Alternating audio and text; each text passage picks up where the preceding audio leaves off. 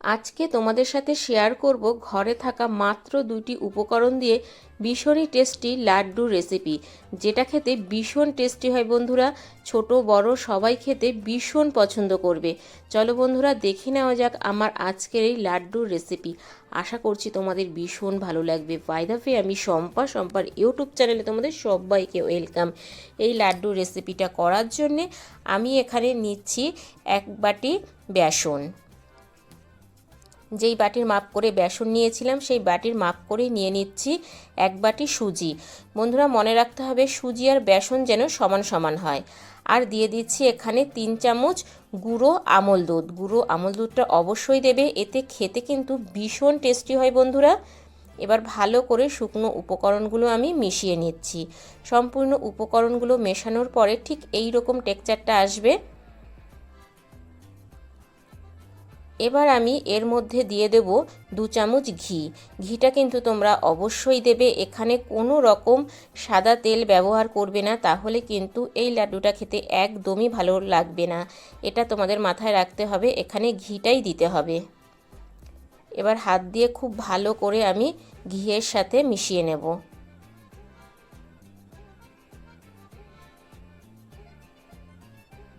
ভীষণই টেস্টি একটা রেসিপি, মিষ্টির রেসিপি। অবশ্যই তোমরা বাড়িতে একবার ট্রাই করবে। এতটাই ভালো খেতে হয় যে যখনই তোমরা এই লাড্ডুর রেসিপিটা বানাবে একটু বেশি করে বানাবে, না হলে কিন্তু পস্তাতে হবে। এবার আমি এখানে দিয়ে দিচ্ছি দুধ। দুধটা আমি আগে থেকেই জাল করে রেখেছিলাম। অল্প করে দুধ দিয়ে এটাকে ভালো করে মেখে নেব। এখানে তোমরা চাইলে জলও ইউজ করতে পারো, এতে কোনো সমস্যা হবে না। যেহেতু এখানে গুঁড়ো দুধ দেওয়া আছে, তোমরা জল দিয়েও এটা মেখে নিতে পারবে, তবে আমি দুধ দিয়েই মেখে নিচ্ছি। এবার খুব ভালোভাবে এটাকে আমি মেখে নেব।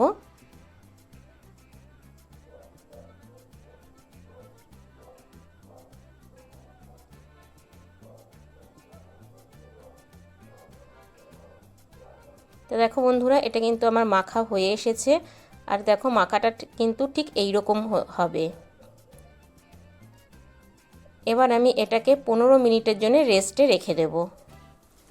এটা ঢাকা চাপা দিয়ে রেখে দিলাম সাইড করে। ফিরে আসবো বন্ধুরা 15 মিনিট পরে। তো দেখো 15 মিনিট পরে ফিরে আসলাম। এটা কিন্তু আগের তুলনায় অনেকটাই টাইট হয়ে গেছে। আমি আবারও একটু ভালো করে হাত দিয়ে মেখে নেব। মেখে একটু নরম করে নেব।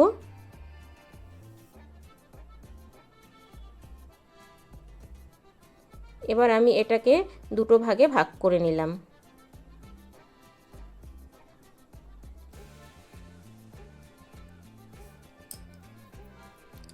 দুটো ভাগে ভাগ করার পর হাত দিয়ে এই রকম করে সুন্দর করে গোল করে নিলাম।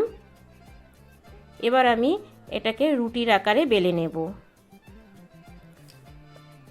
আমি ওপরে ছড়িয়ে দিলাম কিছুটা সুজি। আমি কিন্তু সুজি দিয়েই এটা বেলে নেব, এখানে কোনো আটা বা ময়দা ব্যবহার করা যাবে না বন্ধুরা। সুজি দিয়ে এটাকে আমি রুটির মতো করে একটু বেলে নেব। একদম সহজ একটা রেসিপি বন্ধুরা, অবশ্যই তোমরা বাড়িতে ট্রাই করবে, আর খেতে কিন্তু দুর্দান্ত হয়। দেখো আমার বেলা হয়ে গেছে। সুজি দিয়ে এইভাবে বেলে নিতে হবে। আমি একবার একটা প্লেটে তুলে নিচ্ছি। একইভাবে আরেকটাও বেলে নেব। দেখো বন্ধুরা, দুটো কিন্তু আমার বেলা হয়ে গেছে। এবার আমি গ্যাসে একটা তাওয়া বসিয়ে দিয়েছি। ননস্টিকের তাওয়া বসিয়ে দিয়েছি, তার মধ্যে দিয়ে দিলাম এই রুটিটা। এক দিকটা হয়ে যাওয়ার পর একটু উল্টে দেব। এবার আমি ওপর থেকে ঘি ব্রাশ করে দেব। এখানেও মনে রাখতে হবে কোনো রকম তেল কিন্তু দেওয়া যাবে না বন্ধুরা। ভালো করে ঘি ব্রাশ করে নিলাম। এবার আমি আবারও উল্টে দেব। এই সময় কিন্তু গ্যাসের ফ্লেমটা লো টু মিডিয়াম করে রাখবে। উল্টানোর পর আবারও আমি ঘি ব্রাশ করে দেব।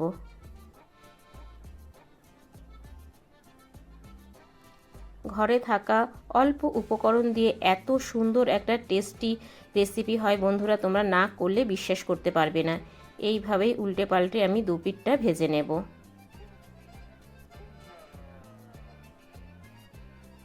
দেখো কত সুন্দর ভাজাটা হয়ে গেছে। এবার আমি প্লেটে তুলে নিচ্ছি।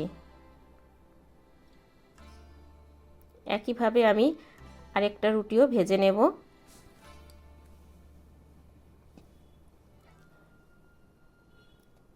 এই রুটিটাও আমি দিয়ে দিলাম।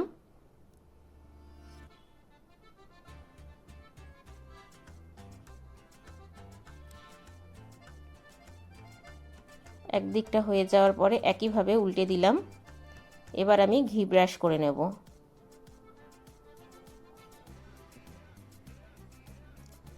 ভীষণ নরম তুলতুলে হয় খেতে, মুখে দিলে কিন্তু একদমই গলে যাবে যদি তোমরা সমস্ত টিপসগুলো ফলো করো। প্রথমবারেই একদম পারফেক্ট লাড্ডু তোমরা বানিয়ে নিতে পারবে সুজি আর বেসন দিয়ে। এইভাবে উল্টে পাল্টে এটাও আমি ভেজে নিলাম। এবার তুলে নিচ্ছি। এবার আমি এটাকে কিছুক্ষণ ঠান্ডা করে নেব রুটি দুটোকে। এদিকে গ্যাসে আমি একটা বাটি বসিয়ে দিয়েছি, তাতে দিয়ে দিচ্ছি যেই বাটির মাপ করে আমি সুজি আর বেসন নিয়েছিলাম সেই বাটির মাপ করেই এক বাটি চিনি, ওই বাটির মাপ করেই এক বাটি জল দিয়ে দিলাম। আমি এটা শিরা করে নেব, খুব ভালো করে এটাকে ফুটিয়ে নেব। চিনিটা গলে যাওয়ার পরে 2 মিনিট ফুটিয়ে নেব, খুব বেশি ফোটানোর দরকার নেই। চিনিটা গলার পরে জাস্ট 2 মিনিট রাখলেই এই শিরাটা কিন্তু রেডি হয়ে যাবে। গ্যাসের ফ্লেমটা বন্ধ করে দিলাম। এবার এটাকে একটু ঠান্ডা করব।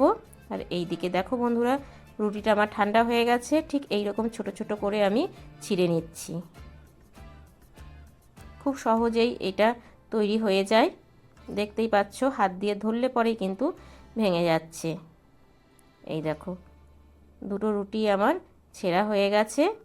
এবার আমি এখানে একটা মিক্সার বাটি নিয়েছি, তাতে এই রুটিগুলো দিয়ে দিচ্ছি।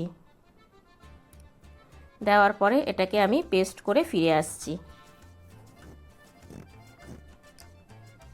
তো দেখো বন্ধুরা, এটা আমার গুঁড়ো হয়ে গেছে, কত সুন্দর গুঁড়ো হয়েছে। গুঁড়োটা ঠিক এই রকম হবে। এবার আমি বাটিতে ঢেলে নিলাম। দেখতেই পাচ্ছ কত সুন্দর হয়েছে। এর ওপরে আমি আবারও 2 চামচ ঘি দিয়ে দিচ্ছি। এবার ভালো করে আমি মিশিয়ে নিচ্ছি আবারও। সমস্ত টিপস ফলো করলে কিন্তু খুব সুন্দর তোমরা বানিয়ে নিতে পারবে এই রকম লাড্ডু।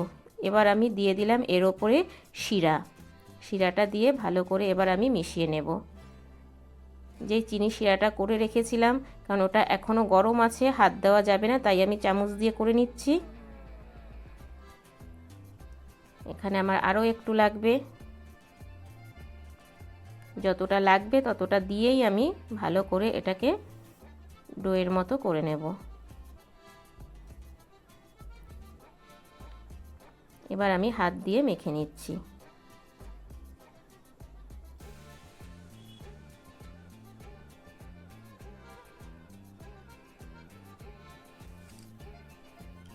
ঠিক এইভাবে মেখে নিতে হবে।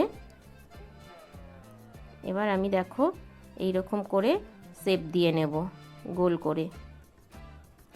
তোমরা সাইজটা ছোট বড় যেমন ইচ্ছে করে নিতে পারো। এই দেখো বন্ধুরা, আমার কিন্তু একটা রেডি হয়ে গেছে। হাত দিয়েই এইভাবে গোল করে নেওয়া যাবে। এইভাবে সবগুলো আমি রেডি করে নেব। আরও একটা করে দেখাচ্ছি তোমাদেরকে।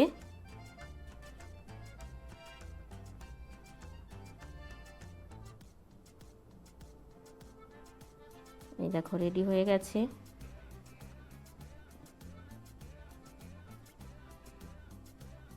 কত সুন্দর লাগছে দেখতে আর কতটা লোভনীয় লাগছে। বাকিটাও আমি করে নিলাম। তো দেখো বন্ধুরা, সবগুলো লাড্ডু কিন্তু আমার রেডি হয়ে গেছে। এবার তোমাদেরকে একটা ভেঙে দেখাচ্ছি কতটা সফট আর কতটা নরম হয়েছে, যে হালকা হাত দিয়ে পেস্ট করলেই কিন্তু ভেঙে যাচ্ছে, মুখে দিলেই কিন্তু একদম মিলিয়ে যাবে, এতটাই টেস্টি হয়েছে খেতে বন্ধুরা।